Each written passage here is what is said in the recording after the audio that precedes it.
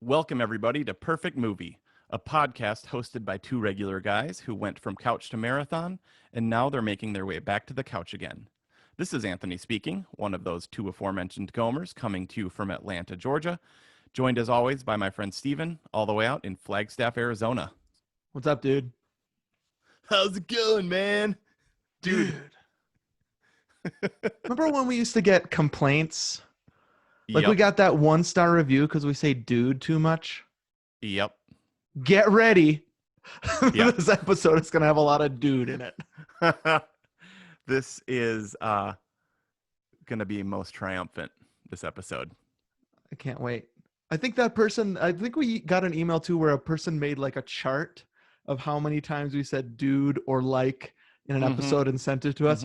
Very helpful and kind emails we used to get. I mean, right. Hasn't changed that much. We're still getting mean emails. Right. Some things never change. Totally. Right off the top of the bat, dude. So this is the Bill and Ted's Excellent Adventure episode. Right. I was thinking I think I wrote it in my notes somewhere here. This may be one of the most formative movies of like our language. You know what I mean? We talk about canon, right? Like the canon movies. And we talk about our own vernacular and our homes and growing up.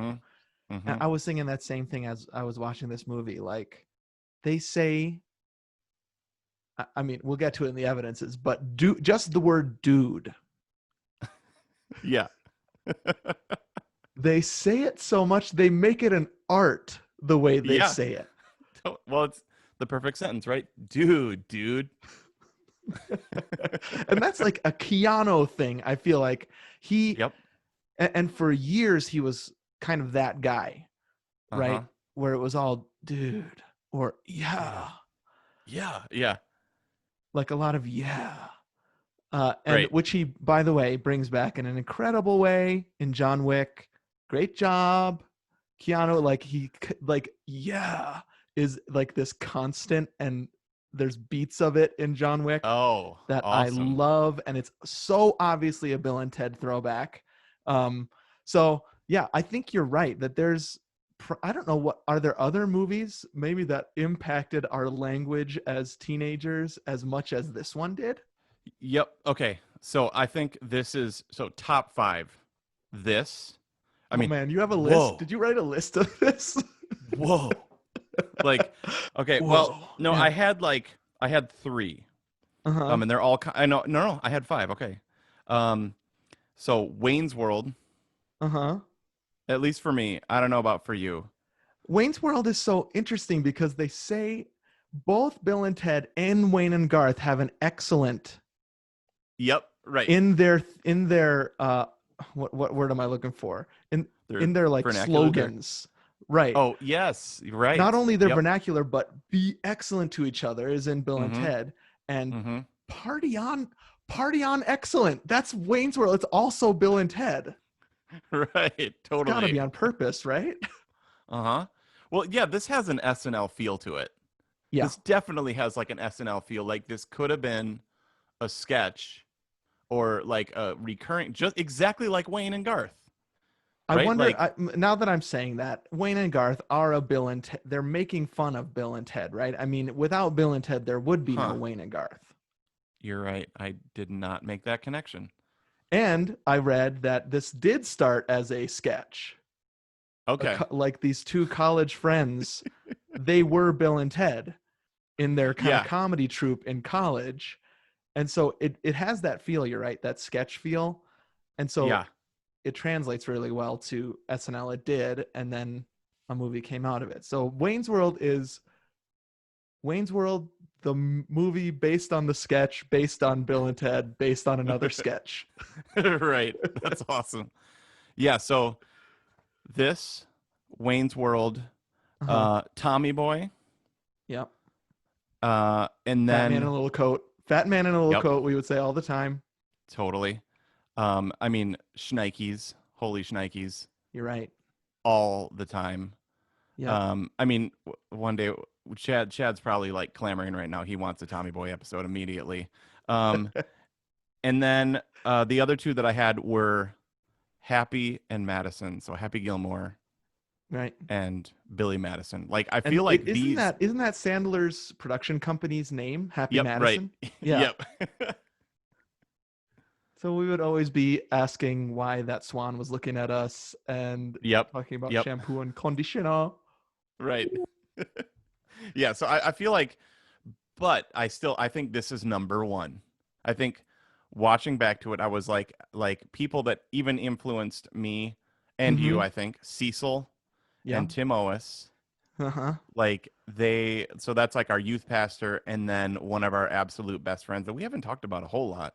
My roommate from college, Tim Ellis. Yep, your Yeah. roommate from college. You guys had a band. You guys wanted to be Bill and Ted, right?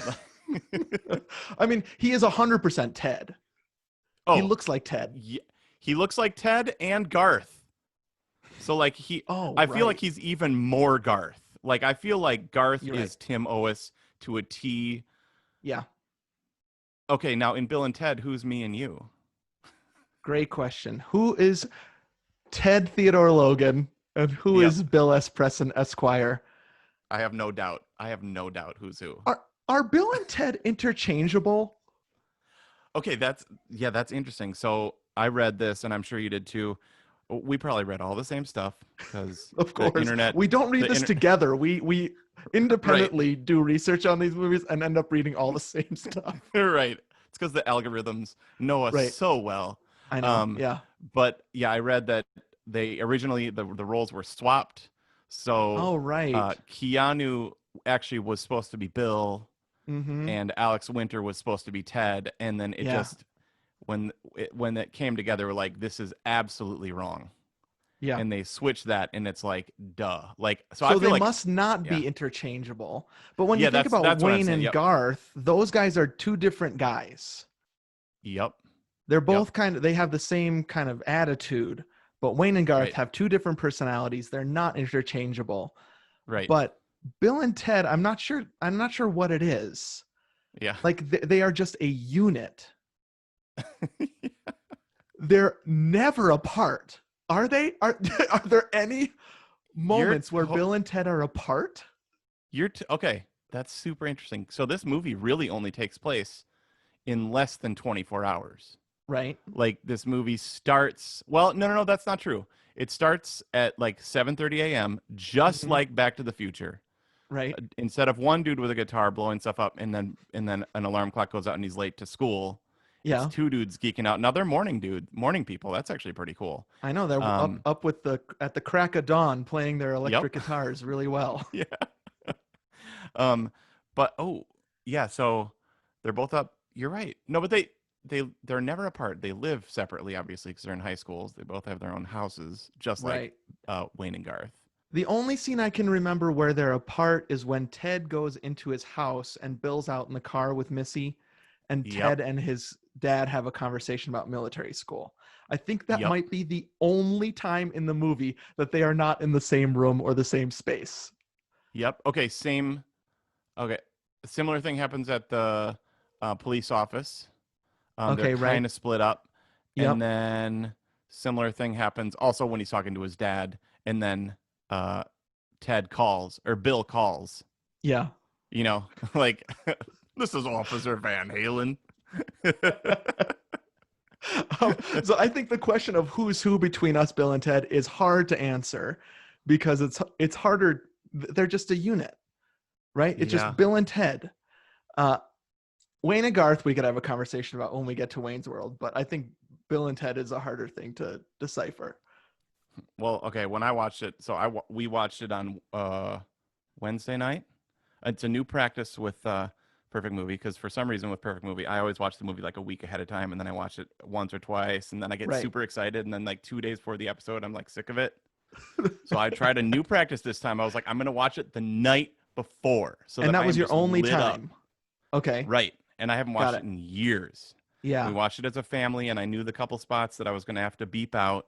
Right. One in particular, which we'll get to, which I wish was cut. 100%. If we're thinking the same thing, Yep.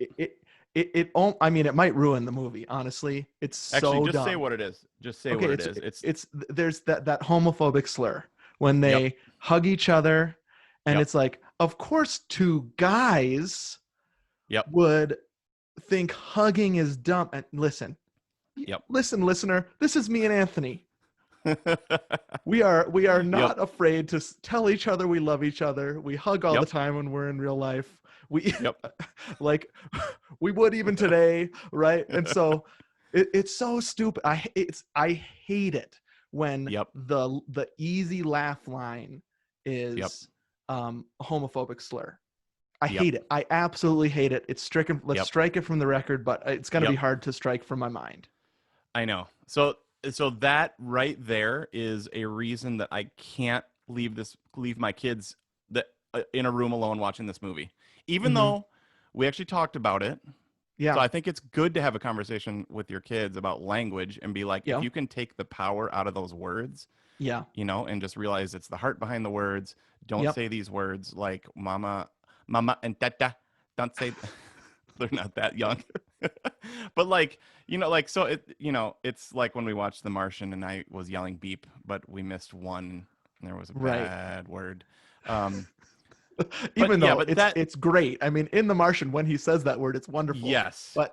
But I mean, that moment feels very 80s, feels very kind of two guys in a college room writing a movie together.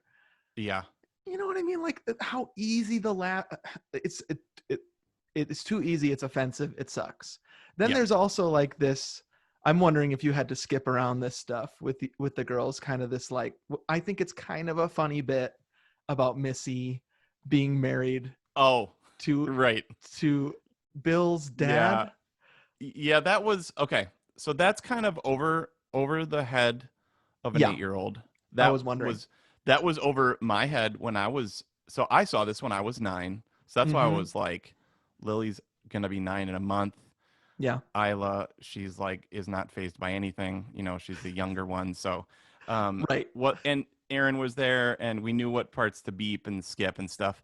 So that was not a problem. Oh, you know what? I'm just gonna throw in because I feel like there's so many things that need to go into this episode, and we need to get to some strickens from the record. So hold me to that. I just need to put in favorite food from movies real quick because when I feel like if you think of something when you're recording this episode, dude, just say it. There's just so much. What is different about this rule that you're making right now? So we've always done. I try to save stuff. I'm like, okay, like in my head right now, I'm just stream of consciousness was like, remember to mention the burned grilled cheese later. I'll forget. So I was listening to, I can't remember what episode I was listening to. Our intros usually are this, like just blah, like it's all this pent up energy around the fugitive, and we just have to get it all out before we get into the trial, right? Because we're so excited to talk about this movie, right? Okay, so this goes up there on lowest of food in movies that I've ever seen is the burned grilled cheese sandwich. Everybody go back and watch. I'm sure people have seen it. But Missy, I mean mom, which I think is a genius joke that they keep saying. Like I love that. It never gets old. Yeah. And he calls her Missy once. No. He calls her mom once. Mom, can you take us to the mall? Yeah. Right. Yeah. I think the Missy mom bit is so funny, and it gets even funnier in Bogus Journey. And I can't wait to see if they do something with it in Face the Music. Yes. Okay, I'll give a prediction right now. She's married to Deacon. Okay. In Face the Music. That's my guess. She's married to Ted's younger brother. I don't know if they're going to do anything with Missy, but Bogus Journey, she's married to Ted's dad instead, which is just so good. She's divorced Bill's dad and married Ted's dad, so she's both of their mom. And she's 2 years older than them. It's amazing. Okay, that's a great prediction. There's so much. I am so excited about this 36. Wait, how long? So 1989 when this came out. It's supposed to come out in 1987. But this sequel, this third sequel coming out almost 31 years later. Yeah. I just realized how excited I am about it. And part of that's because we haven't seen a new movie. Like you talked about, the last movie you've seen is Scoob. Like, this is an event, man. I hate Scoob. Face the Music better be better than Scoob. Well, if it's anything, there'll be hell to pay. I only watched like 10 minutes of that Comic-Con thing, which I'll watch the rest before we record an episode. But yeah, if it's they sound so happy about it. They are, yeah. It's just bringing me joy. I love how Keanu embraces this movie. Yeah, you know what I mean? Like, you don't hear any of the stars from Space Camp embracing Space Camp. You know, you don't hear Joaquin Phoenix in a Joker interview. You know, saying, you know what was great? Space Camp, that belt. I mean, right. Sorry, you were talking about grilled cheese sandwich, but I also wanted to say something about Keanu. Oh, it's fine. Great. Keanu could actually reject this movie because it put him on a weird track of like he's a stoner and he's dumb. Sure. Yep. That maybe he didn't get out of until The Matrix. Even when he was cast in The Matrix, people were like, Ted? Right. Yep. I remember that. Totally. Like, this is going to be so dumb. And then he kind of turned a corner and he got more serious parts. And like I mentioned, John Wick, which is the best thing ever. So he could look back and say, that's not me. But Keanu Reeves is like the nicest man in the world. And I think he appreciates all of the breaks he got. And this was his biggest break and started his career. And so he's thankful for it. And I love hearing him talk about it and not being a jerk. Yes, I love that. Like, it's those watershed moments where you get a big break and you how could you possibly like be like, oh, well, yeah, that was a long time ago and like whatever. Yeah. First of all, when it's this freaking good, but also without it, which we'll talk about historical things, how like if this doesn't happen, this doesn't happen, and this doesn't happen, so you can't be here without that. So like, how could you not embrace that? And I love how he does. Okay, grilled cheese sandwich, Burned, love that. I mean, that's just so classic, you know. Lily actually bad was like, moms burn grilled cheese, right? That's what bad moms do. They can't even make a grilled cheese sandwich. Or dads. But she was That's the true. mom in this particular instance. Hey, can we do a few Strickens before we get to the one sheet? More Strickens, yes, please. Okay, I have a bunch. As many as Space Camp? I hope not. No, because this movie is way better. Although, I don't know. This doesn't have John Williams. The score in this isn't that good. No. There's a couple of nice moments. Okay. First of all, Beethoven and Napoleon, dude.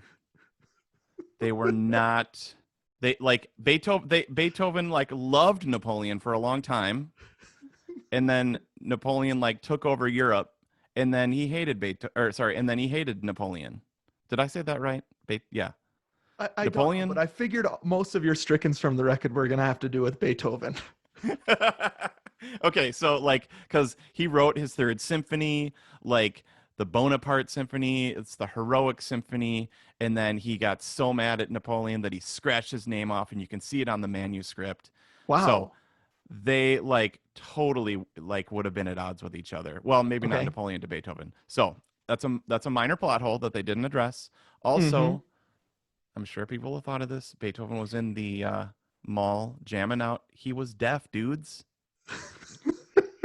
So I wish they had said that. He couldn't hear. Like, I mean, that's one of the most amazing things is he writes symphonies 5 through 9 and he can't hear. Like but could he have still had his hearing when they picked him up? Or are you saying that it doesn't work in the timeline? Right. Well, so I was thinking about that. He looks to be older than when he could hear. I see. Got it. They could have had a young Beethoven. He would have loved Napoleon. That would have been cool. Yeah. And he would have.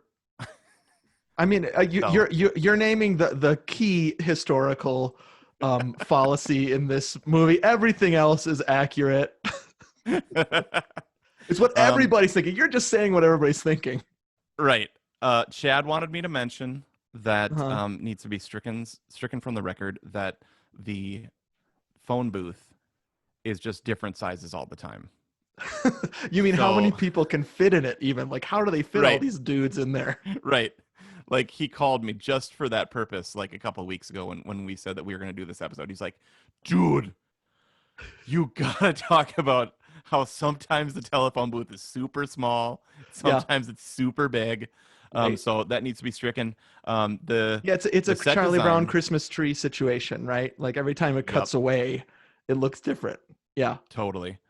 Set design was done by the same dude that did Monty Python, or production Oh design. my gosh, you can totally tell. I Yeah, didn't know right. that. So yeah, like you can just kind of tell it's janky, it's low budget. Yeah. Um, so these Yep. are strickens from the record. If you have never listened to this podcast, we're going to put a movie on trial and declare whether or not it's perfect, but we allow things to be stricken from the record at the top. It doesn't look very good. There No. are a couple scenes that look. I love the look of the future. The future scenes. Yes.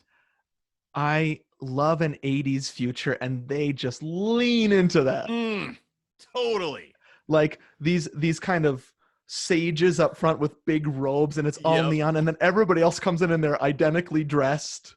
Right. And it's in just some room. Where is this room? A domed Right. room with like kind of fuzzy video of Bill and Ted playing their guitars.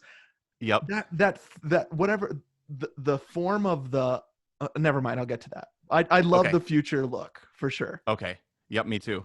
And the music in there is With or Without You.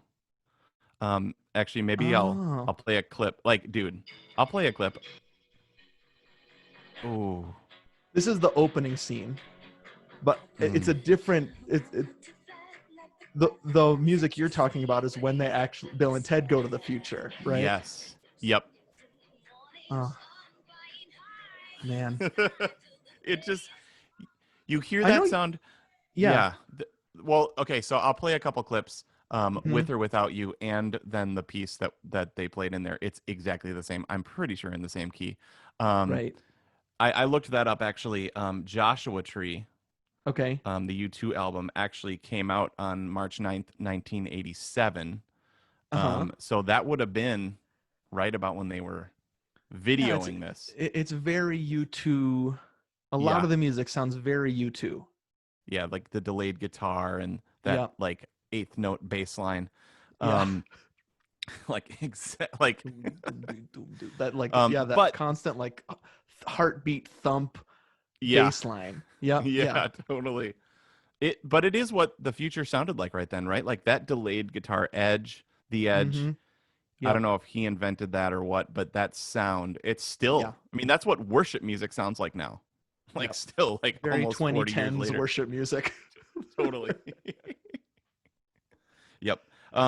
So also strike from the record, like we said, when they say FAG. Right.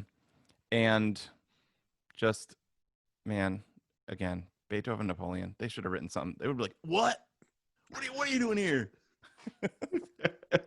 No, I don't actually really care, but I love thinking about that. There's, I think that this, you telling me that the set design was the same guy as did Monty Python is making a lot of sense to me, especially in the medieval scenes, right? Those castles look exactly like Holy Grail. Yep. And I read somewhere that it was initially going to be a TV movie. It kind of looks like that and feels like that. Sure. So I'll strike that from the record. I don't love how it looks. Yep. But the gold orb thing at the beginning, maybe they spent all their production design on that full just thing of gold. That thing is cool. I love it. I was saying I want one of those. Dude. Okay. You're right.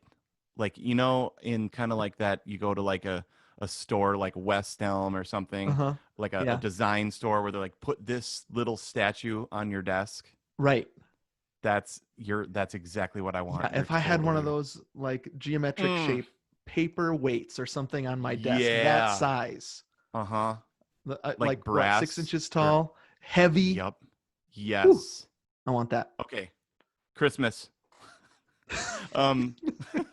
Dude, do we want to Gomer one sheet or VHS transcript? Which one do we do first? I can't remember. Let's run through the Gomer one sheet. I mean, it's another 89 movie, right? So we're getting a lot of the same kinds of movies that came out at the same time. We probably don't have to talk much about those, even though just the names of them make me want to spend 10 minutes on each. But I know.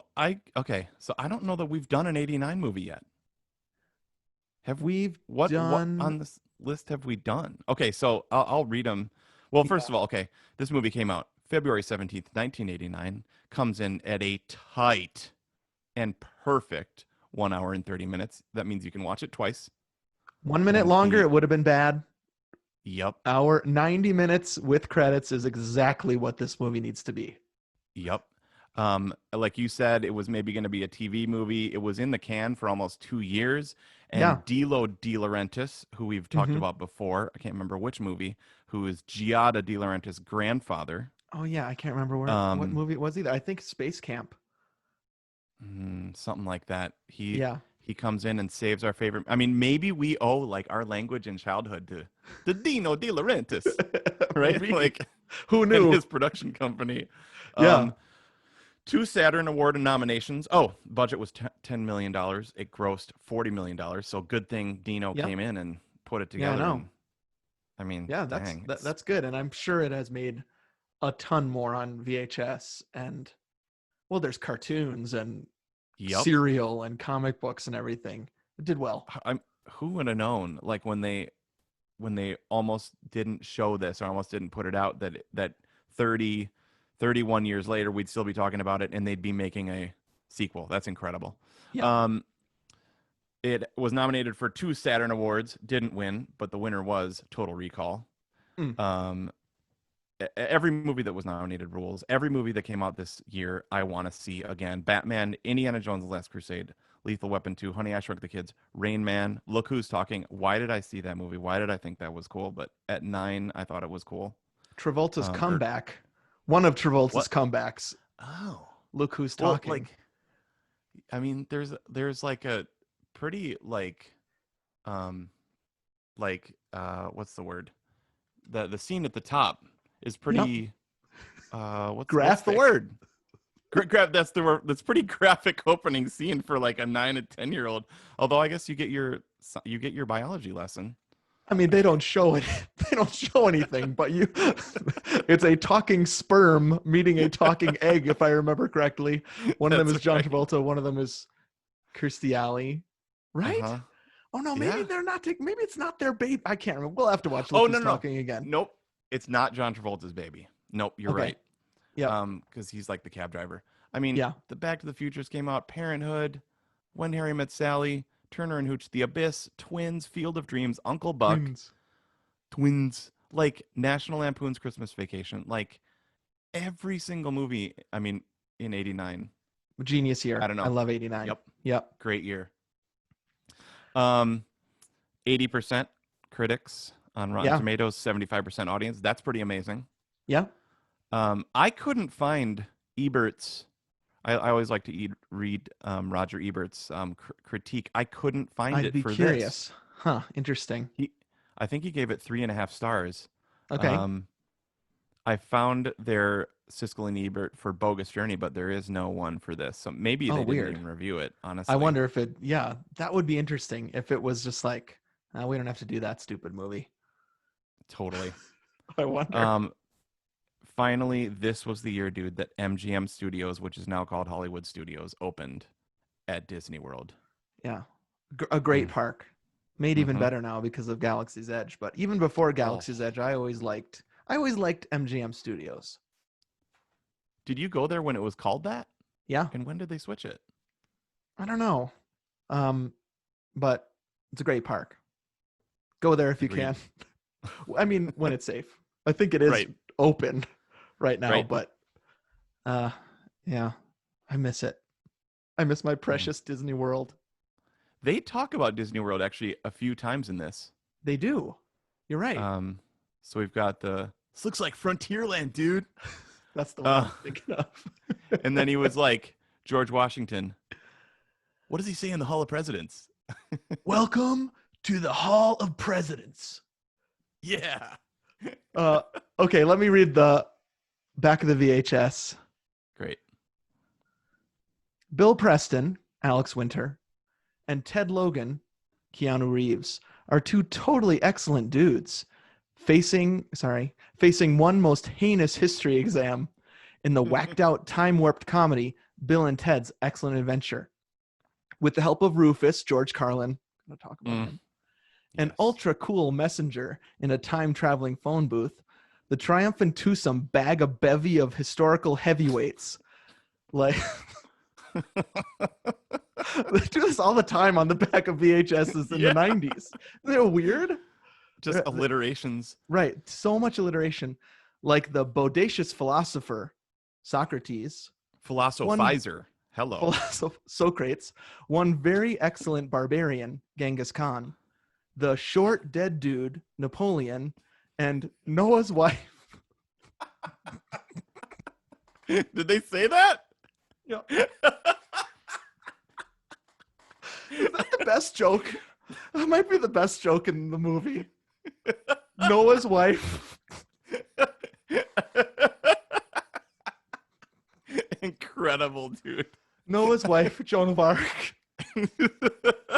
That is actually a pretty layered joke, right? Joan of Arc. Yep. And when Ted is asked who Joan of Arc is, he says Noah's wife. Yep. That's really a good joke. To stage the most hysterical high school project ever. Yep. Sorry.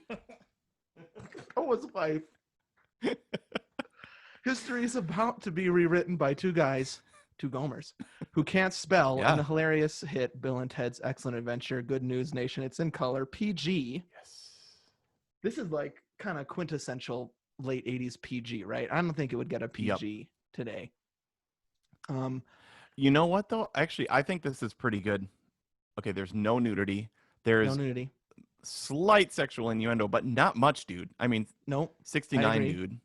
Right. Which is something we said all the time. Yep. And didn't even know what it meant. Oh, wait, hold on. You know. Stop. Wait, hold on. Okay. Stopped recording because I got a phone call. I hate that. I know, me too. Let me see where it was. No nudity, I just said. And you said, can you start with just slight sexual innuendo? Yep, hold on. You didn't get to 69. Yeah. Hold on. I'm just listening. Okay, everything's back. Let me... Okay, I'll say slight... Hold on. Okay, I'll start with 69, dude. So it's at 32:20. What do you have? 32:20. 32:20. Okay, great. Great. Let's patch in there. I'll say 69, dude. Okay. Are you ready? Yep. Okay. 1, 2, 3, click. Just do the claps just to be safe, okay? Yep. Okay. 1, 2, 3. 1, 2, 3. 69, dude. I mean, that's something we said all the time and did not know what we were saying, right? We just thought it was a funny number and a funny part. That's kind of layered too. Like that's pretty funny. Yeah, it is pretty funny. There's almost no. Is there any swearing? The word that we other than keep referring to. I don't. Yes, there's Napoleon swears, and you see it in subtitled. Yeah. Which when we watched this at at the end of a school year, you watch a movie, Right. This was when I went to a Christian school in Vienna, Austria. We watched Bill and Ted, and the teacher went up to the screen and put her arm over the bottom of the screen so we wouldn't be able to see what Napoleon was saying at the bowling alley. That's incredible. So you were in Vienna and they didn't talk about that plot hole about Beethoven? Can you believe it? Come on. They didn't take us to the opera house. They didn't do any of that stuff. Yeah, dude. It's just so good. Yep. Should we watch the trailer? Let's watch the trailer. Get into the headspace of Bill and Ted, and then we will go into the trial, put Bill and Ted on trial, and decide, is it a perfect movie? Great. We can stop that. Let's stop it. Yeah. Yep. 1, 2, 3. Stop. Great. Okay. Save. Good call. Just to be safe. Just to be safe. All right. It's saved. Yes. You want to share a screen? We can hear the trailer. Yep. I'm recording this, by the way, for the patrons. I saw that. Great. What up, patrons? What up, Gomertrons? Hey, Gomertrons. Thanks so much for your support. Okay. Hope you liked it when Steven got a call and it messed up the thing.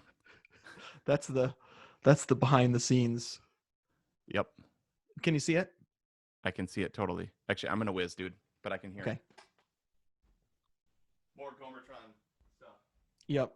I think somebody said on the Patreon, or maybe commented underneath our first one that we did, that this is the real behind the scenes stuff when one of us goes to the bathroom. Anthony can still hear me. I'm nervous that we're going to hear Naked Gun style. Remember that scene in Naked Gun where he has his mic hot in the baseball stadium and everybody can hear him peeing? Oh, and that's some hilarity. It's hard to keep talking by yourself.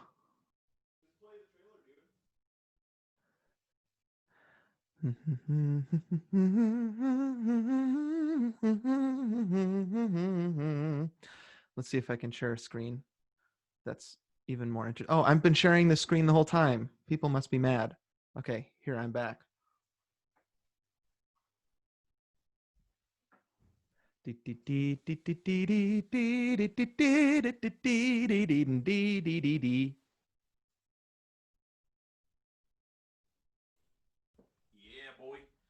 thought you were going to play the trailer.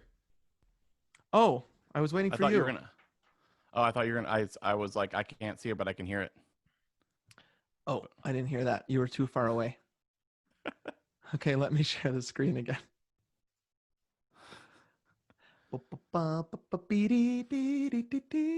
Can you see it? Nope. What? There it is. Here we go. There's probably going to be an ad. Nope. Oh, look at that Blu-ray. I know that. Yeah, can you hear it? Released it. Yep. Now, a motion picture so grand, so magnificent, and so vast, it spans 7,000 years. No way! Yes, it actually may have been Holy Grail. But it starts with Bill. I'm Bill S. Preston! Who was Joan of Arc? And Ted. Yes. Noah's wife? We're in danger of flunking most heinously tomorrow. I didn't know that was my favorite force joke, from the future. Can we go anywhere we want at any time? You can do anything you want. Is putting history at their fingertips. Let's reach out and touch someone. They're traveling through time. How's it going, Royal Ugly Dudes? I love that Put them one. in the Iron Maiden. Excellent! Execute them. Bogus. How's it going, dude? Faites-les stay au l'air. And they're making a big impression. Historical babes. Now they're home Everybody get together, remember who your buddy is. to trash the 20th century. You got a live one here. Keanu Reeves, Alex That Winter, cop, I think I recognize. Napoleon, We're from history. Billy the Kid, Joan of Arc, Sigmund Freud, Tell me about your mother. You a musician? Beethoven, No. Abraham Lincoln, Party on, dudes! Socrates, George Carlin, We're history. If you guys are really us, what number are we thinking of? Here we go. 69, that made the trailer. dudes! Bill and Ted's Excellent! Excellent! Excellent Adventure. Party on, dude. What a great trailer. So good. They nailed that Wow. one. Yep. All right, let's do it. I'm ready. All right, let's do it. You ready? Yep. Okay. Here we go. Oh, shoot. Hold on. Oh, sorry. Something's happening. Sorry. Uh-oh. Is my screen still shared with you? Nope. Okay, great. Okay, cool. I'm ready. Great. All right, here we go. 1. Oh, crud. I started it. Sorry. Me too. What What are you at? What timestamp? 34, 15, 16, 17, 18. 30, just stop. 34, 15. Okay, let's go back. Yeah, just go back to. Okay, I'm at, it doesn't really matter, but I'm at 34:10. Great. Me too. Okay, awesome. Okay, here we go. 1, 2, 3, click. All right. 1, 2, 3. 1, 2, 3. All rise. Hey, how's it going over there? Strange things are afoot at the Circle K. 69 dudes. Whoo! What are you drinking there? Dude, so we're doing our challenge. This is a throw over to Two Gomers lose 20 in 2020. Right. And I'm squeezing my orange in here. And dude, I busted out the Soda Stream again. I know, I noticed. And there's that particular that happens with the Soda Stream, right? It sounds different than a can.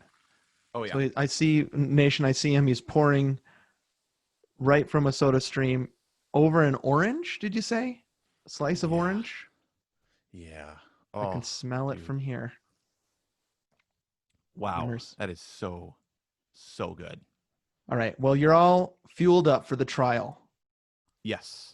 Great. This is how it works. If you're a new listener, you're like, oh, Bill and Ted comes out next week, the third one. And so I better bone up on my Bill and Ted knowledge. And so you're searching through podcasts and you see this one.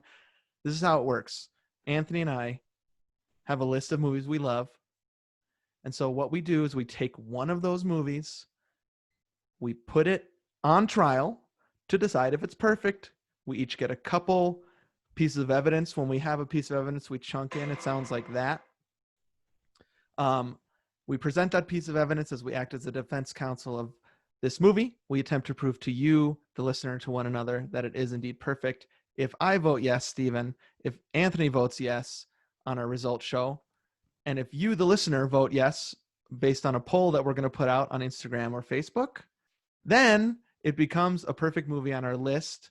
We take that list, we download each MP4 onto a flash drive, we put it onto a V'ger, we send it off into space. The xenomorphs from Alien get it. The mother, the main alien, what is she? The birthing alien, the mother, the queen. Mother. Yeah, she turns the eggs toward the screen, pushes play on the VCR. All of them pop out, and instead of hugging faces, they hug one another because they're good girls and boys, and we've converted them with our list.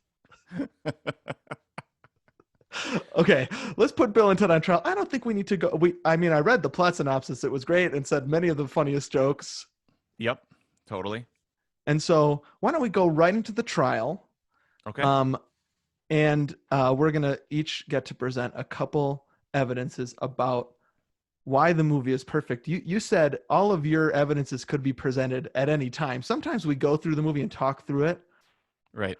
We're assuming that people are fairly familiar with Bill and Ted's Excellent Adventure. And so I don't know that we need to do that. Yeah. And if you haven't seen it, just go see it. It's so fun. It's so funny. Skip past the bad word that we don't like. I'm just going to come right in right from the top, okay? Yeah. All right, dude. My first piece of evidence as to why this is a perfect movie. Yes. Is it's just, it added so much positivity to our lives. This movie is so not cynical. You're so right. It is so upbeat, positive. These are wonderful boys, even though they're kind of slackers. They're right. literally gonna fail out of school if they don't pass this. They're not in any way mean. Nope. They actually have a good friendship with each other. Totally. Yep. Yeah. They're not bullies. Uh-huh. They're dim. Right? Are they? Okay, so I saw George Carlin talking about these dudes. Yeah. He said they're not the brightest guys, but they believe in themselves. That's very true. So yeah, they're unflappable, right? They're just happy dudes, and the tone of the movie is so not cynical, which is what this movie would be now. I feel like this movie now would be gross out humor, 100%, and would be super cynical. They'd make fun of each other. They'd be ribbing each other. Dude, they encourage this. This sounds so cheesy. But they they're friends that build each other up. They're excellent. If one dude has a funny joke, the other dude's that was great. They're just awesome guys. Yes, when he makes the heavy metal joke when they're in the iron, the night suits. Yep. And they're so happy about that joke. Totally. They're so encouraging to each other about heavy metal, dude. Yeah, excellent. Great, totally. we did it. It's even a weirdly hopeful movie. Totally. Yep. In a time where the future, lots of future stuff you're seeing is desolate. Back to the Future 2 is this too, right? The neon colorful version of the future in the midst of things like Blade Runner, or the Terminator movies, where it's the robots are just gonna kill us, or else we're gonna run out of resources and it's just gonna look terrible and everybody hates each other. That kind of future. Right. The vision of the future here is hopeful, but even Bill and Ted seem like we are going to be the best electric guitar players and the best band ever. Even though we don't have a band, we suck. Yep. We don't know how to play. Neither of us sings. Right. Who's going to be their singer?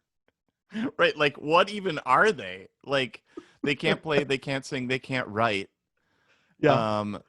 Yeah. I mean, that circular logic that they go into, we need a triumphant video. Well, we can't make a video until we get Eddie Van Halen. Well, how are we going to get Eddie Van Halen if we don't have a triumphant video?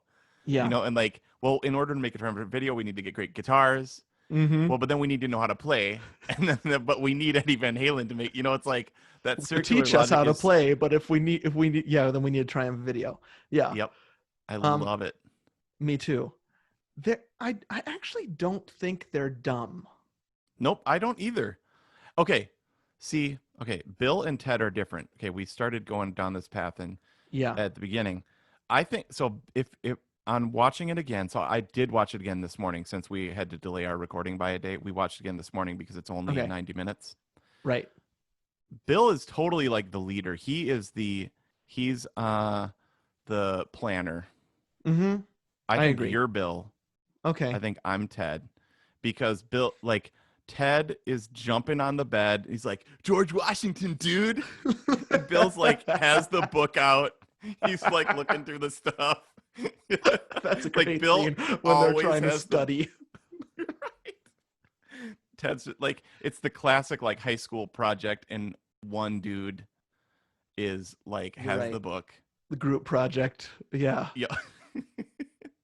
Yeah, I didn't think of that, but you're right. Bill does seem like the more responsible one. Yeah. And that's probably why Ted is gonna get sent to military school. Yeah. Because his dad doesn't know what else to do with him. Right.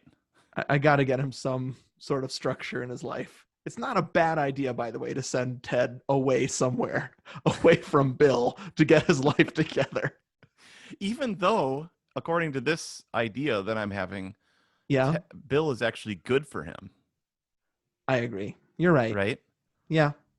But yeah, so when he's like, he's a bad influence on you, get away from your idiot friend, like, I actually think Bill is good. Yeah. Their friendship is hopeful. Their future is hopeful. Yep. And I think you're right when there's nothing cynical about this movie besides maybe some people around them. But these two guys are so totally earnest. Yep. You're non-sarcastic. They don't have a sarcastic bone in their bodies. I don't feel like they wouldn't even get sarcasm. Yeah, I totally agree with you. It brings joy, and it brought joy into my young life. Totally. So where other comedy is just like making fun of other people, or just drags you down, or is observational about like, what's the deal with, this is just, you're happy, like you want to be hanging out with these dudes. It's like they're both 7s on the Enneagram. Totally. Now, I also agree with your what you said about how if this movie was made today, that it would be gross out humor. I think of like Hot Tub Time Machine and things like that. Like or other stoner comedies, even though Bill and Ted aren't stoners. Right. Yeah. They're more like surfer dudes, sort of like. Sure. I mean, there's the classic bar scene with like two beers, please. Right. Yeah, I forgot about that. Didn't even card us, dude. But like it was said like so innocently, like, we gotta remember where this place is. Like, it's so good. I don't even think of that being like them saying like, oh, I love drinking. There's something even, I don't think do they even take a sip? I don't think so. They might have to put it up to PG-13 if they take a sip of that beer in the bar in the Old West. Right. Yeah, and so I really hope with all of my heart that Face the Music, the third Bill and Ted that's coming out in a week, retains that and doesn't go into like dirty territory or gross out humor territory. Yep. And because it's not even because that movie can't exist in another place, but it's just like that is a hallmark of these guys. Yeah. They're just like happy dudes. Like, actually, I'm gonna play a scene real quick. Okay. And I honestly think it's literally a perfect scene. This is great. Right when they first meet their teacher at the end. Don't forget tomorrow, final report, 1:30 to 3:30. Okay.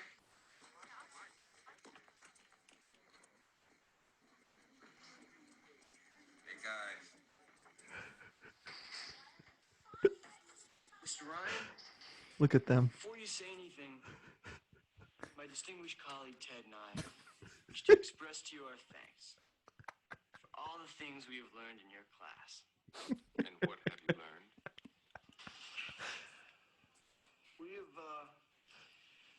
We've learned that the world has a great history. Yes, and that thanks to great leaders such as Genghis Khan, Joan of Arc, and Genghis Khan they list. The world is full of history. It seems to me the only thing you've learned is that Caesar is a salad dressing. Chad, this is really quite simple. You have flunked every section of this class. Now, unless you get an A+ on your final oral report tomorrow, guys, I have no choice but to flunk the both of you. Now, you know your topics. So I would suggest that you at least cover those areas. All right. I think that teacher likes them. Yep. He's like, I think a teacher like that, like, he's a good teacher. Yeah. Like, I think he's like, there is latent potential in these two dudes. They like are positive. Yep. Like they're just kind of, they don't pay attention. They aren't currently hard workers, but you learn that they're hard workers because at the end of the movie, like it's another thing I love about this is like at the end of the movie, they aren't handed the ability to play. They're just Right. handed the tools to Right. play. So they're like, oh shoot, like now we actually have to practice, right? Like that was like one of the last lines of the movie. Well, and they're not handed the project completed either. Yes. Rufus gives them the opportunity to by giving them the phone booth to do the project well themselves, and they do. They do a great project. I have no idea how they put that thing together. Totally. And also I have no idea why every senior or every junior or whatever it is in the school is gathered to listen to everybody else's history project. That sucks. That sounds terrible unless every project is like theirs. Yeah. Or San Dimas High School football rules. I'd like to hear a lot of projects that end with that, but otherwise that seems like a very boring day at school. Totally. Totally. I wonder if that's where we got that from too. Like, did we get totally from Bill and Ted's? Dude. It could be. Totally. Okay. Let me chunk in while we're talking about this. Great. Because my first piece of evidence, the evidence itself is, quote, strange things are afoot at the Circle K. What that represents is the writing of Bill and Ted's dialogue. The way they talk in kind of like this combination of old and new slang in their speech. I think you just heard it when they're in his introduction to what he's going to say to the teacher. They never use contractions. They never say it's or they, like they're. Right. It's always it is or they are. Right. The classic pose that you see on the front of the VHS, which is one hand to the heart and the other extended up. It's like everything they say is a proclamation. Right. Yeah. Okay. Yeah. So I wrote down, this is weird, dude, because this is actually my second piece of evidence. Okay. I just said the language. Yeah. Okay, good. I don't mind having the same one. Okay. So I wrote that it's crazy and ornate. And just as an example, I wrote like when he goes back to medieval, like we need somebody from medieval, which I think is genius. We need one character from medieval, but he's like, excuse me, do you know any personages of historical significance around here? Or like in that quote that I just played for you, like my distinguished colleague and I, I love that. It's so good. And so I actually wrote a list of words that they say that I think are actually old words. Some of them we might think are modern, but they're not. That they say all the time. Or they say at least once. Some of them they say a lot, and other ones they say once, and I'm like, whoa, I loved that when he said it. Okay, this is in order of what I heard when I was watching the movie. Egregious. Egregious. I'll try to say it in Ted's voice. I'm better at Ted than I am at Bill, I think. Okay. Nice. Egregious, excellent, heinous, most odious, outstanding, resplendent, stellar, totally triumphant, unrivaled, and bodacious. All of those are like old words. Yep. And then I wish I could I didn't write any sentences, so I'm glad that you wrote that distinguished you played that distinguished gentleman clip to us, because those words used in sentences, every sentence feels very carefully written. Yep. And I don't understand how they decided to do this and that it works. Totally. Yep. Yeah. It's like it's amazing. It's like no other movie before that or since has done this. Maybe Clueless does it because because the language is more ornate there, because it's based on, now I'm not going to remember, Emma, I think, where they have kind of like a quote dumb kid who speak so eloquently, and actually they're smart. I think Bill and Ted are smart. Yeah, well, their language is amazing. Like their adjectives are righteous and most triumphant. Yeah, they don't use the same words. Well, other than dude, there's like a formalness. Like maybe Bill like reads a lot or something. Well, I don't know though. Like I don't. Caesar. I love that their language is never explained to us. Why they speak like this? They both do. Nobody else in the movie does. You're right. Yeah. And so it's not like they're in a universe where everybody talks like this. Then again, Rufus does, but I think it's because the future has been so influenced by Bill and Ted. Right. That Rufus also doesn't use I mean, he uses a lot of words that Bill and Ted do, and so do the future people when they go to the future. Yeah. It's like they had a lot of gravitas, just being like, trust me, it looks weird on paper. Like imagine being Alex Winter and being like, guy, like bodacious. Like, so to us now, we hear bodacious and we think, or like, well, tubular, that was another one. They didn't say in this movie, but that was like a lot of the like California, like skating. Totally tubular, right. Yep. Yeah, but you know what? These aren't like, surfing terms. No. I don't think they're surfer dudes. For one thing, San Dimas, I think, is inland in California. And so they're not surfer dudes. They're not quite stoners. Yeah. They're 80s. I guess stoner is the best analogy, but they don't smoke pot. They're not stoned. They're just them. Yep. I don't know. It's always been something that I've loved about the movie, which is they're not, the way they speak is not stupid because they have massive vocabularies. Right. Just the way they structure sentences is almost Shakespearean because Shakespeare like invented a lot of those words. Excellent never it didn't exist. Shakespeare invented that word. And so it just feels like the dialogue is two guys in their college dorm room saying, what if we wrote the dialogue like very intricately and flowery for these guys that are ostensibly stupid? And it just works. They did it. How did they do that? Like, how did they do that and it worked? Because it could have been dumb. It could have been like, why did you say that? Like, if I went someplace and I was like, tonight's concert is going to be most triumphant. Like, you get kicked out of the orchestra. Get out of here. Yep. So super upbeat, totally not cynical, great ornate language. I saw in one of those like making of documentaries that executives were like, nobody talks this way. Yeah. Nobody talks this way. And they were like, it's going to work. Don't then worry, like they started it's gonna work, showing it to people. Yeah. And it was a laugh riot.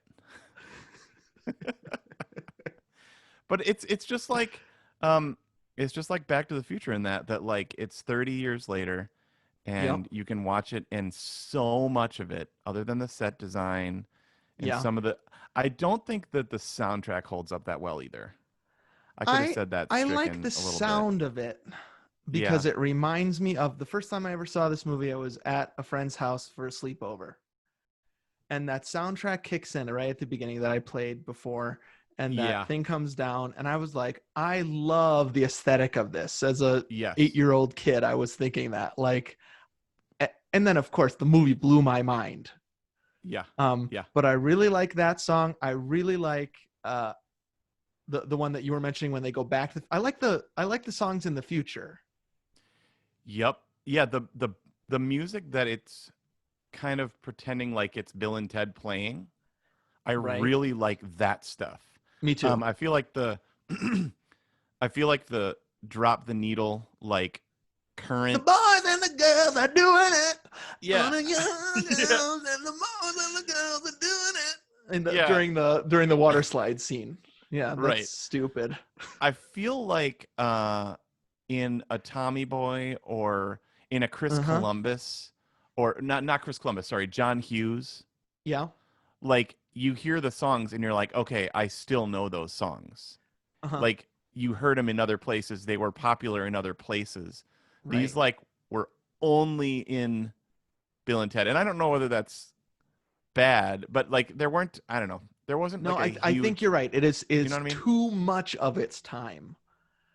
And none of them were big hits. None of these songs on the soundtrack were big hits as far as I know, even though I did find a couple on Spotify and added them to my list that I've been listening to.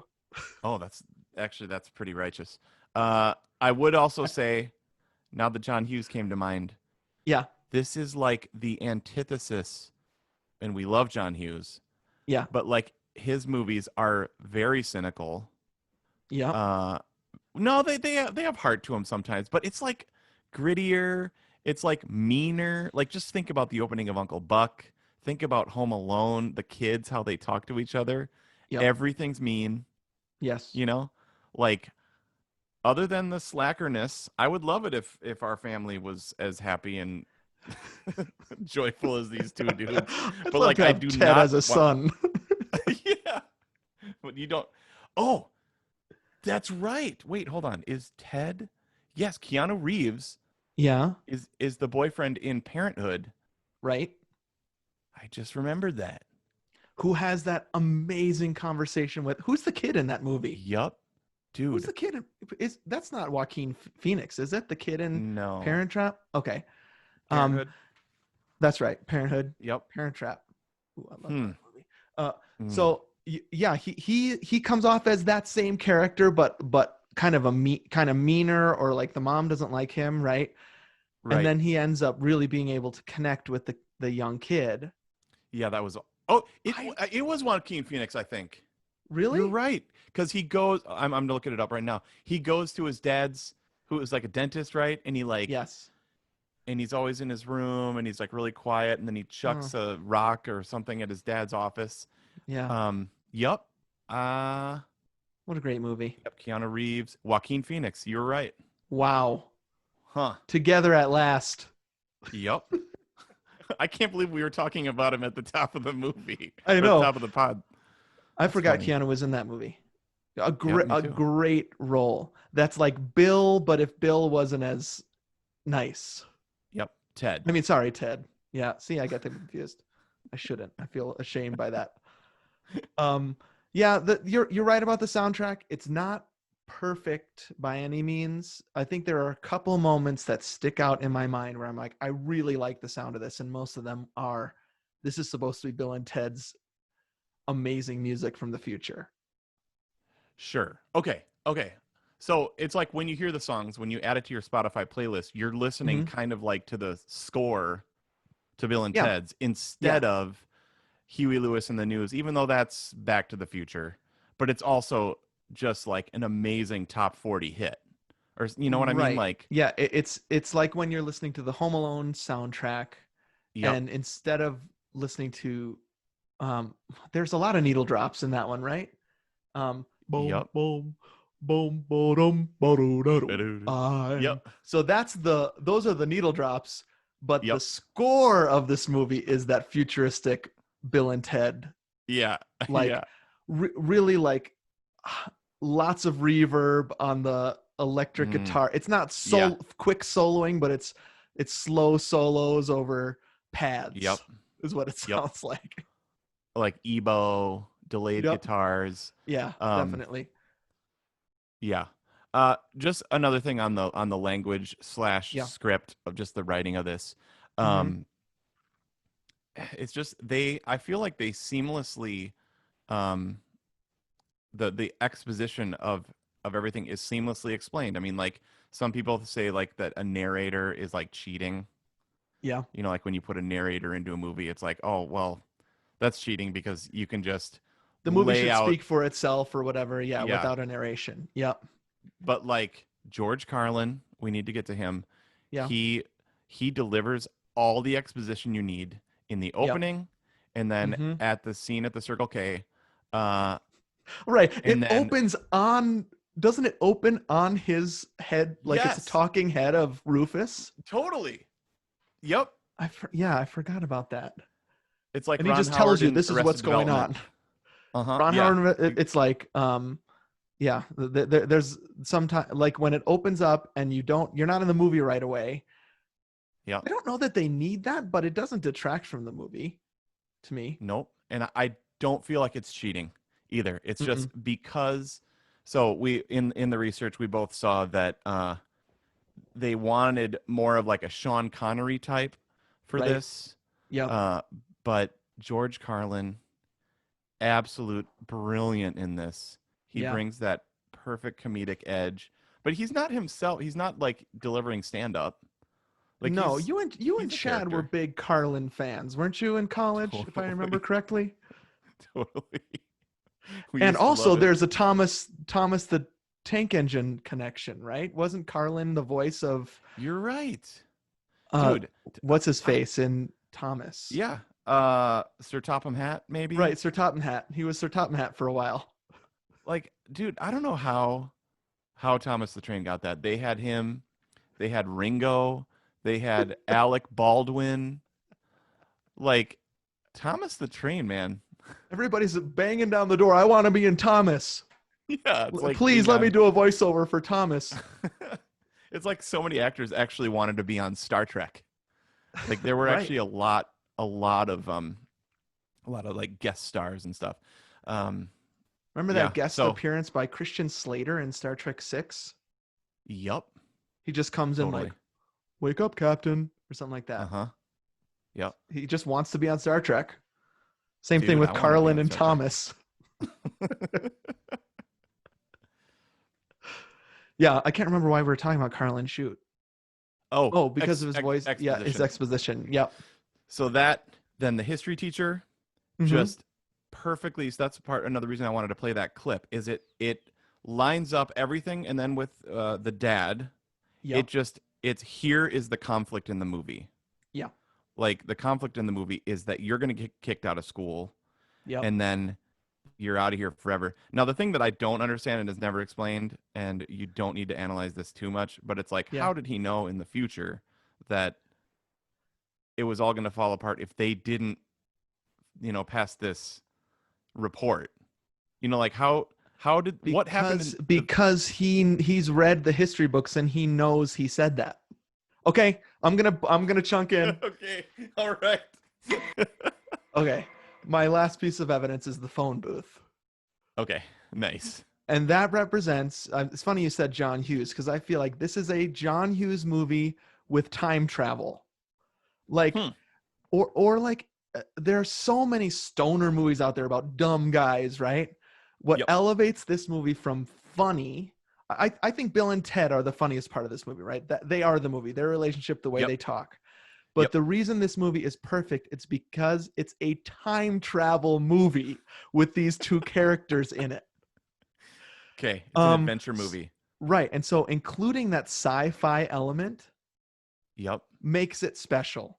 Makes it stand apart from other stoner movies, makes it stand apart from a John Hughes movie that's kind of in this vein, like that's great, just a slice of life. It's not a slice of life. Right. A guy it falls from the sky in a phone booth and says, "You guys are going to change the world with your music, but first you have to pass your history exam." And they don't give short shrift to the time travel element of it. My favorite scene in the whole movie is when finally Bill and Ted figure it out at the end, how time travel works. And they start using it to their advantage. And so they start realizing if we do something in the future, come back and place it in the past, that's always existed. And so we can use those things. So steal your dad's keys 2 days ago, put it behind the sign, which I love, and like, this sign right here. Yeah. Here it is, Dad. We did it. And then he's like, and then he says, remember to do it later so that those keys are there. And then they say, we don't have to remember. We did do it. And so Rufus knows that they would screw up if he didn't go back because he's read it in the history books. And so he knows he has to go back. So was it like Rufus's destiny? You know, like it needed to get to 2688 or whatever, so that Rufus would go back and fix that, so that then they could live that time. You know what I mean? Like, because it's not like Back to the Future 2, where a guy from the past goes to the future and it's like it didn't turn out the way it was supposed to, and so we need to go to the future and fix it and change it, right? And change it. Yep. Okay, I'm sharing my screen with you right now because I want to share a clip with you. Now, this is not a movie that you have seen, unfortunately. Okay. So I'm gonna play you a clip from Avengers Endgame. So I've heard that this is a time travel movie. Again, I haven't seen this, and True Gomer Confession, I haven't seen John Wick either. I don't think you will ever see this movie. So this is my chance to talk about Avengers Endgame. Great. Awesome. It's a shame you're never going to see it, but that's fine. I get it. I mean, the final hour of Avengers Endgame is the best payoff hour of any franchise ever. I mean, the last hour of Avengers Endgame, sorry, is so good. Like the goosebumps, the payoffs, the sacrifices that happen, the callbacks to 10 years ago movies. It makes Rise of Skywalker look like they put 6 chimps in a room with a typewriter. That's how good Avengers Endgame is. It is a time travel movie. When I realized it was, I mean, the world has seen this movie, so it's no spoilers. When I realized it was, I had a sealed envelope in my pocket. I tore it open. And inside it, it read, Avengers Endgame is going to be Back to the Future 2. And I won because they go back into other movies. Now, here's a clip of when Smart Hulk, what you're about to see is not going to be pleasant for you because Hulk kind of looks dumb. He is now smart. Okay. And they're trying to explain to each other about time travel. Okay. Okay. Can you see it? Totally. And I want you to listen closely. Okay. Changing the past doesn't change the future. Look, we go back, we get the stones before Thanos gets them. Thanos doesn't have the stones. Problem solved. Bingo. That's not how it works. Oh, that's what I heard. Wait, but who? Who told you that? Star Trek, Terminator, Time Cop, Time After Time. Quantum Leap. Wrinkle in Time, Somewhere in Time. Hot Tub Time Machine. Hot Tub Time Machine. Bill and Ted's Excellent Adventure. Basically any movie that deals with time travel. Die Hard? No, that's not one. This is known. Okay, so oh my gosh, I want to watch this so bad. One of my favorite things in a movie, time travel movie, when they talk about other time travel movies. Yes. If we ever did Avengers Endgame, I would actually strike this from the record because they're misidentifying Bill and Ted as a movie where you can change the past. They list all these movies there. They talk about Back to the Future a lot in this movie too. They list Bill and Ted as a movie where you can change the past. It's not. And I love my rules. Bill and Ted, who I think are smart, figure out you can't change anything. And it goes back to your first thing. That doesn't bring them hopelessness or cynicism. They're like, okay. If we can't change anything, then it's always existed. And so hang a trash can later in the past above my dad's head, and it will fall on him and we can escape. That's incredible.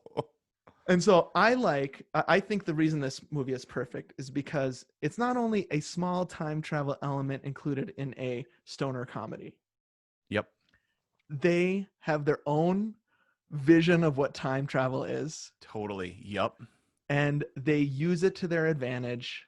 And it actually, wonder of wonders, makes you think during that scene, especially when they're trying to break people out of jail. All of their history dudes out of jail. You're actually thinking about time travel there, not just about how funny Bill and Ted are. Yep. Okay. So one of the rules that is in this movie that I think is amazing is that your timeline never stops. Like you can't. Oh, that's I right. think that's like totally. I don't know any other time travel movie that has this rule exactly. But Carlin is like, You're so your right. watch, your body, like if it's like string theory or something like that, like your space-time continuum stays with you.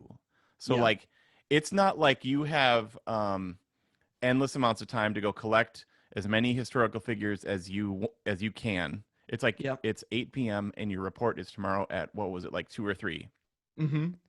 And your watch says like what the real time is, and he has to rewind, wind it, and he forgets and all that stuff.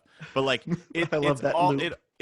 That's the rule. I think that's incredible. Like, so now they really stretch the last 30 minutes of the movie happens within 2 hours, right? So like it's not possible like that. For them to get to the mall, to the to the water slide place, back to the mall, to the school, all in 2 hours. Do all their chores. Which was scene. Like my daughter's one of their favorite parts was like the chore scene, just like hilarious. Why didn't that chores scene get cut? It's such an odd. I mean, I love that it's in. It's one of those things where I'm like, they don't need this scene. Yep. But it's so goofy. Yeah. I mean, Genghis Khan is cleaning out the toilet. Beethoven is obsessed with cleaning the windows for some reason. That might be my second favorite scene in the movie, when they're doing chores together at Bill's house. Totally. Like, yeah. Well, also, like, why was he doing his chores then? Because he should be at school. Like, she's like, I'll take you to school once you do your chores. You're right. He's supposed to be presenting his history project. This is the worst time, Missy. So yeah, that actually would have been a great reason to cut that, because that is super dumb. Unless he was supposed to do his chores the night before, or like the morning before he goes to school during his, before his jam session. And he just, she's mad that he didn't do his chores. And that's too many chores. I'm sorry, too many chores for a teen. Yes. You think you have to clean the whole house? Yep. On a weekday? This is the perfect moment to just read my favorite maybe thing in this movie. One of my favorites. Just when he's reading telling her all the people that she's going to meet. Dave Beethoven, Maxine of Arc, Herman the Kid, Bob Genghis Khan, Socrates Johnson. Dennis Frood, and Abraham Lincoln. They can't think of a way to hide his identity. And she takes it in stride. All these guys are coming out of this. Yep. Well, does she see them coming out of the phone booth? She probably does. I think so. Yeah, I can't remember. Old weird men in costume and one short lady in a costume. Socrates Johnson. That's a great joke. I can't tell you how many times I've said Bob Genghis Khan and Socrates Johnson in my life. Like in my head, just walking around to Aaron. Yep. It's like it's just like Noah's wife. Yep. Oh, by the way, I listened to this podcast where Chris Matheson was interviewed, and he wrote this book. He's like really into like kind of like studying the Bible, but he kind of tears it to shreds. Okay. Interesting. So like he wrote a book about God or something like that. And then, like that's very much in Bogus Journey, like heaven and hell. So like, I don't know, the Noah's Ark throwback made me think, because he said he's been interested in it all his life, but actually it's NSFW and pretty offensive. If you're offended by that sort of thing, which, anyways. Okay. I have one more thought, and that is, we were watching the movie. Yep. And Noah said, that high school looks like a high school I've been to. Oh, okay. And I was like, yeah, it really looks like a Phoenix area high school. You know, they're coming out, there's that big mural on the wall, and everything's outside. That's what Phoenix high schools look like. They're all outside. With the triangles, but I was like, and stuff. There'd be no reason for them not to film in actual San Dimas. So we went on. Then you posted something on your story, or on our story, that you were watching Bill and Ted. Yep.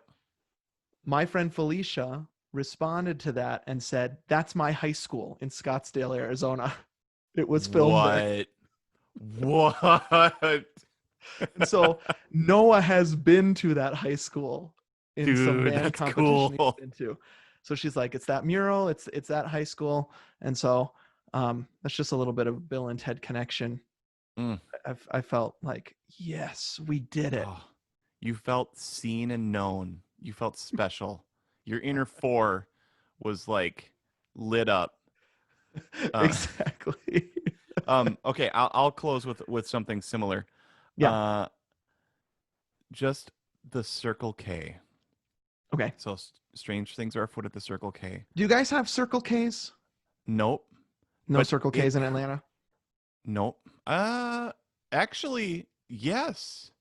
Okay, let me check. Let me verify. I'll get back to you on that. I feel like Okay. Here's the thing. It created this like just awe and wonder of this place called the Circle K when we were in Verona, Wisconsin. You know, like where there were no Circle Ks, right? We had Quick Trips. Yep, PDQ.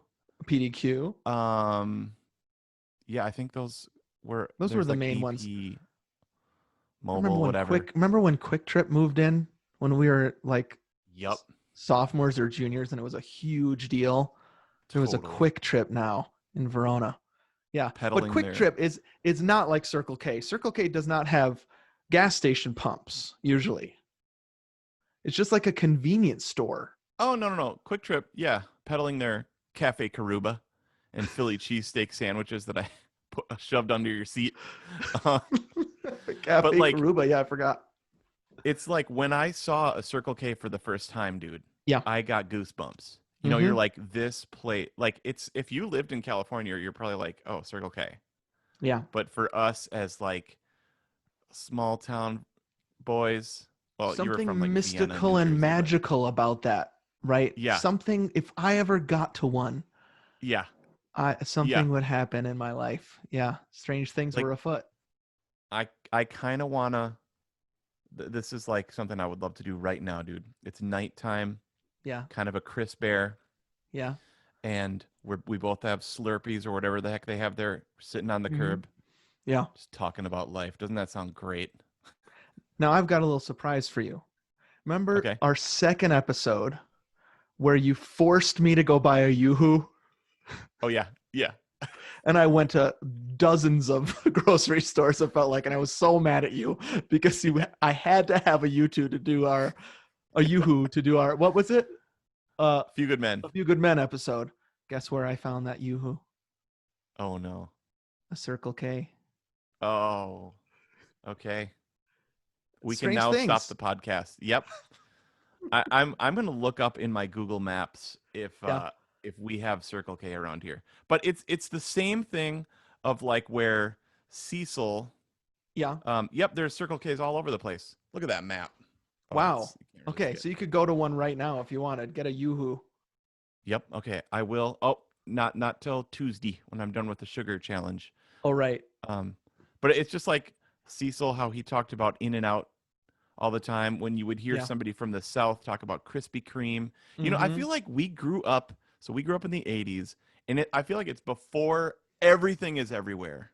Yeah, I agree. You're like, we have Culver's down here now. We don't. In-N-Out's still regional.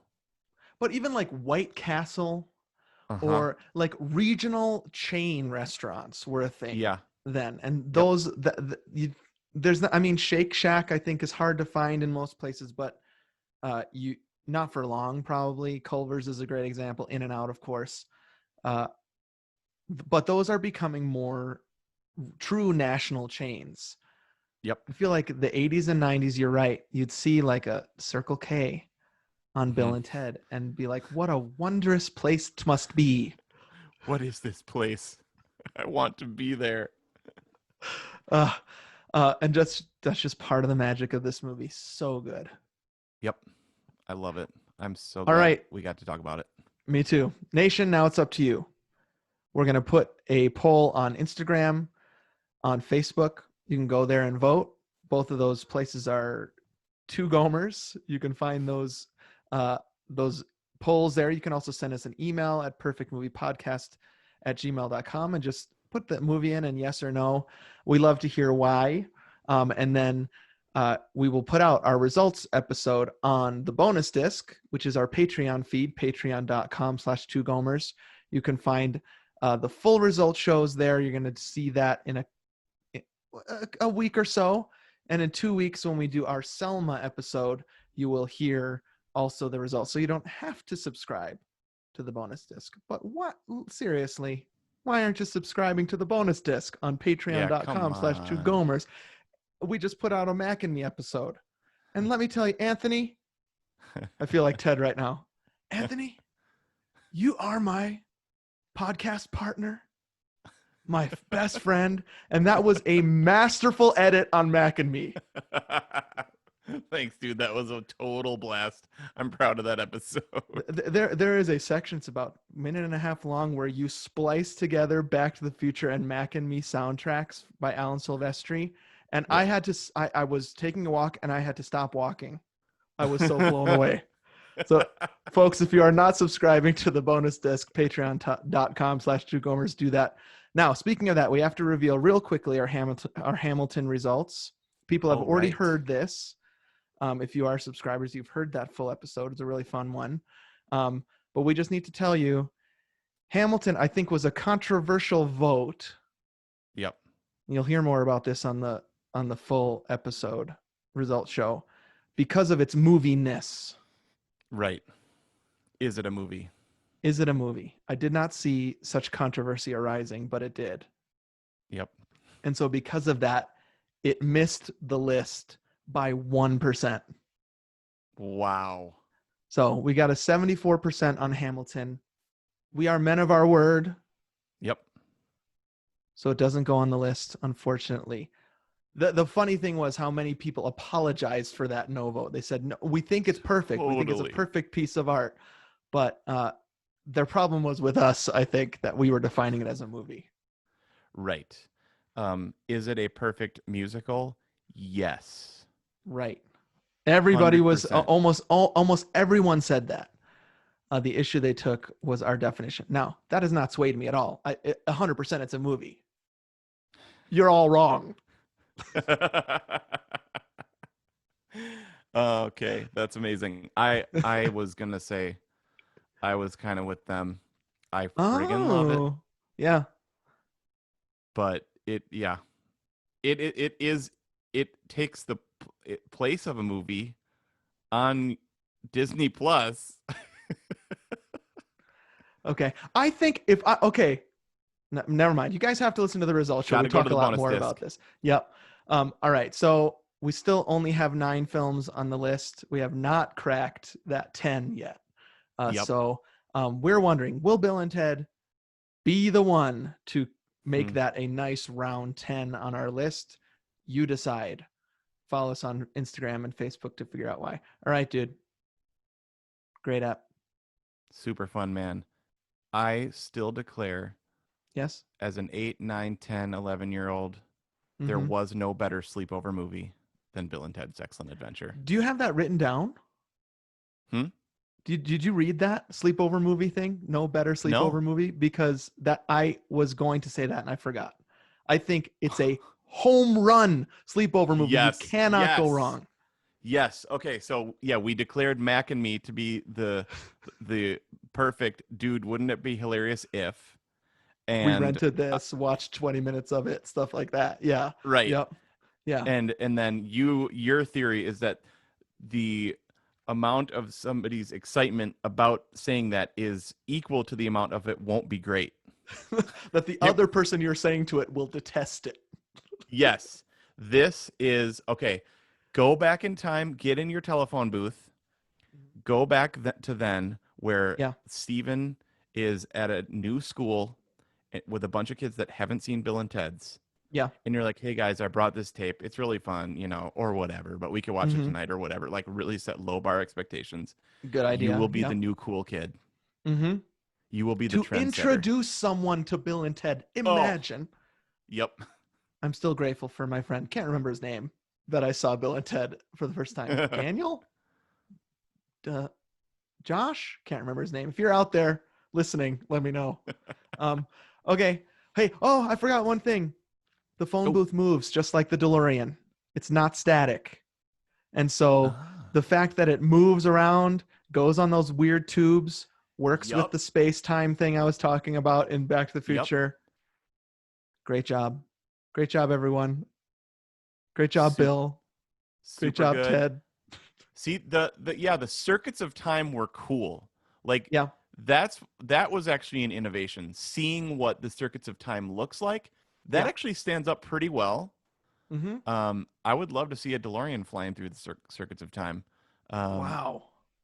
Right. Hey, that would be a cool thing on your desk too. A Lego phone booth. Uh-huh. That gold thing from the top. Yeah. Lego DeLorean, and then the Lego NES. Oh no, that Lego NES back ordered. I have a friend that has it. If you want to know what we're talking about, Gomer Nation, look up NES Lego, and your day will be made. It'll be like the hopefulness of Bill and Ted has infused you and your heart if you're going to look at this, what they're selling right now from Lego. All right, dude. I think I said it already, but I'll say it again. Great app. Super fun, man. All right. Have a great week. All right. You too, dude. And happy watching Selma. All right. Let's stop that. 1, 2, 3, stop. Yes. Good. Okay. Where are you at? I'm at 129.13. Me too. Incredible. I mean, okay. Not really incredible, because if it wasn't, we'd be like, why? I know. It's incredible because it works. And sometimes nothing works. But this time it works. Piggy. He ate the pig.